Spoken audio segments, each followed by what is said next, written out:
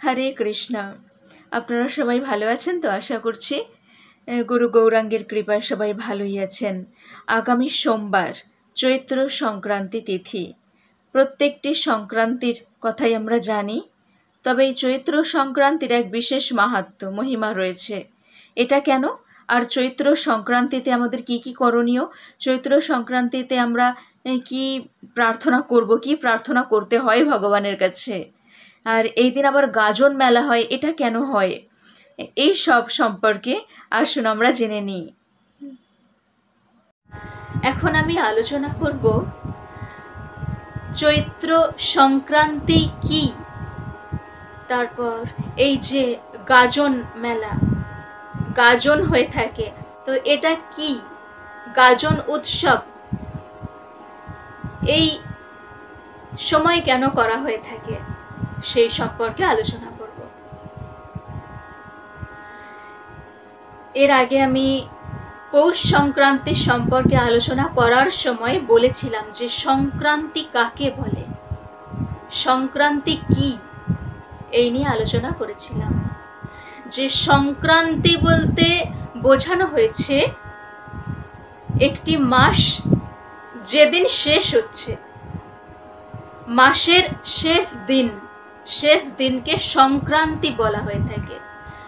তো চৈত্র মাসের সংক্রান্তি, চৈত্র সংক্রান্তির মাহাত্ম্য এক আলাদা। এই চৈত্র সংক্রান্তি যে শুধুমাত্র চৈত্র মাসের শেষ দিন তা নয়, সারা বছরের শেষ দিন, সারা বছরের শেষ দিন হচ্ছে ওই চৈত্র সংক্রান্তি।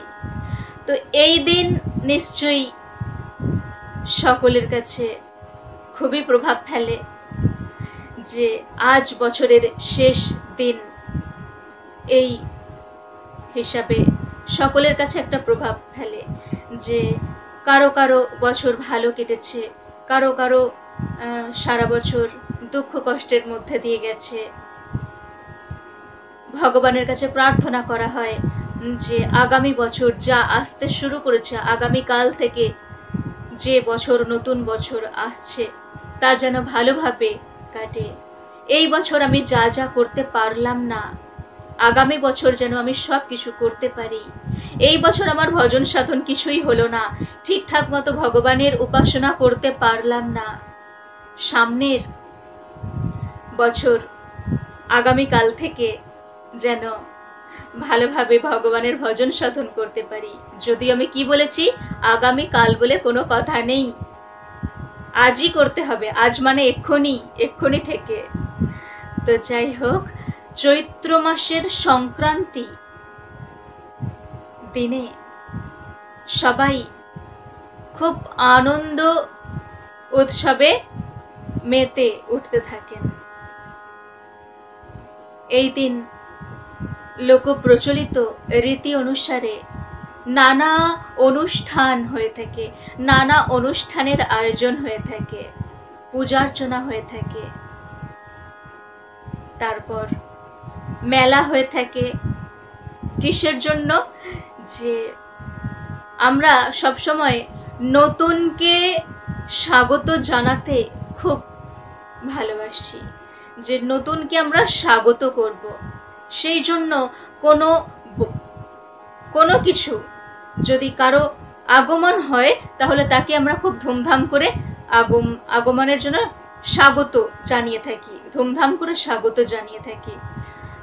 সেই জন্য নতুন বর্ষ যে আসছে, তাকে যে স্বাগত জানাতে হবে, যত দুঃখ কষ্ট যা হয়েছে হোক, সব কিছু ভুলে গিয়ে আমরা আনন্দে মেতে উঠতে থাকি। শেষ দিন থেকে, বছরের শেষ দিনেই আনন্দে মেতে উঠতে থাকি, এই আশা নিয়ে যে আগামী দিন আমার ভালো আসতে চলেছে, আগামী দিন সব কিছু সবার সাথে ভালো হতে চলেছে, এই আশায় পূজা অর্চনা হয়ে থাকে,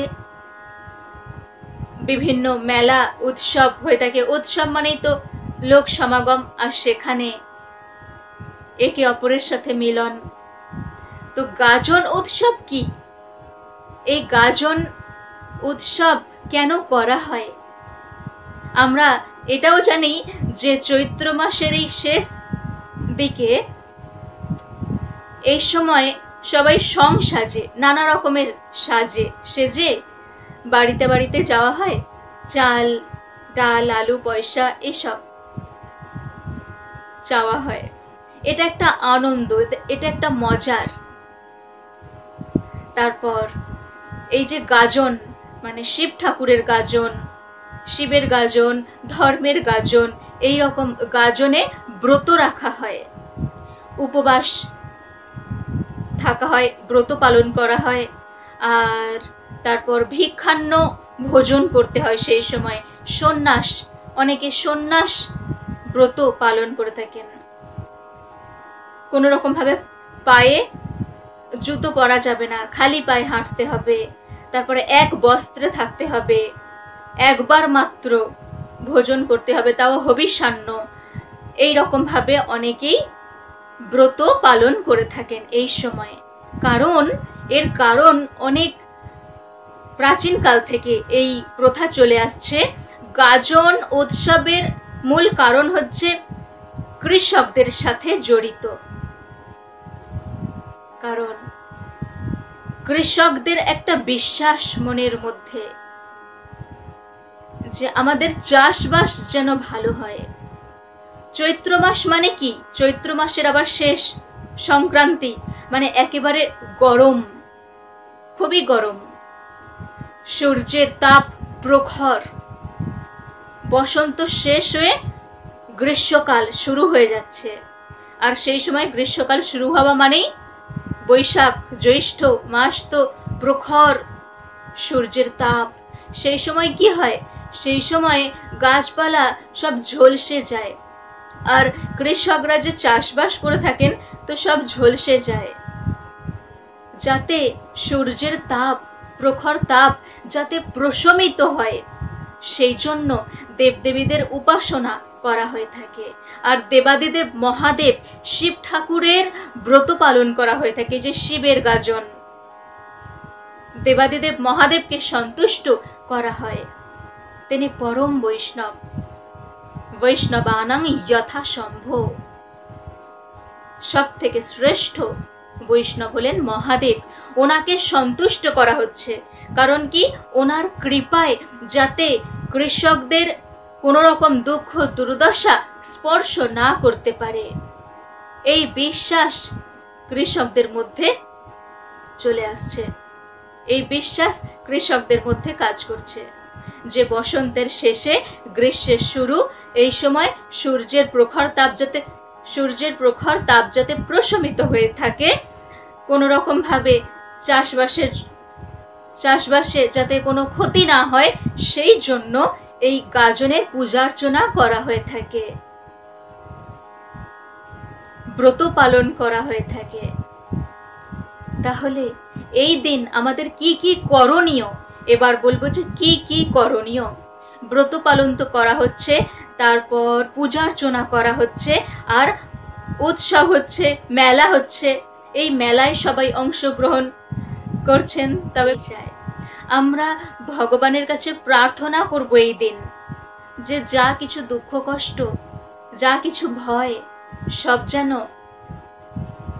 শেষ হয়ে যায়। আগামী যে বছর আসছে, এই সময় যেন কোনো রকম ভয় না থাকে, কোনো রকম দুঃখ কষ্ট না থাকে। অশুভ চেতনা যত কিছু আছে, সব অশুভ চেতনা যেন শেষ হয়ে যায়। আগামী বছর, নতুন বছরে যেন শুভ চেতনা আমাদের মধ্যে জাগ্রত হয়। শুভ চেতনার জাগরণ যেন হয়, যাতে কোন রকম দুঃখ বাধা বিপত্তি কারো জীবনে যেন না থাকে। সবাই যেন আমরা ভজন সাধন করতে পারি নির্বিঘ্নে। তার জন্য ভগবান শ্রীকৃষ্ণের কাছে প্রার্থনা জানাবেন সবাই। আর এই পৌষ সংক্রান্তি সম্পর্কে আমি আলোচনা করতে গিয়ে বলেছিলাম যে ভগবান শ্রীকৃষ্ণ হলেন সকলের প্রভু। তাই শুধু সংক্রান্তি দিনেই যে ভগবানের উপাসনা করতে হয় তা নয়, যে কোনো দিনে যে কোনো সময়ে ভগবানের কাছে প্রার্থনা করা যায়, ভগবানের নাম সংকীর্তন যে কোনো সময়ে করা যায়। আর দেবাদিদেব মহাদেব তিনি তো পরম বৈষ্ণব, ওনার কাছে এই সংক্রান্তিতে, চৈত্র সংক্রান্তিতে অবশ্যই প্রার্থনা করবেন যেন আমাদের মধ্যে কৃষ্ণ ভক্তি জাগ্রত হয়। সবাই আমার সাথে বলুন, হরে কৃষ্ণ কৃষ্ণ কৃষ্ণ হরে হরে, হরে রাম রাম রাম হরে হরে।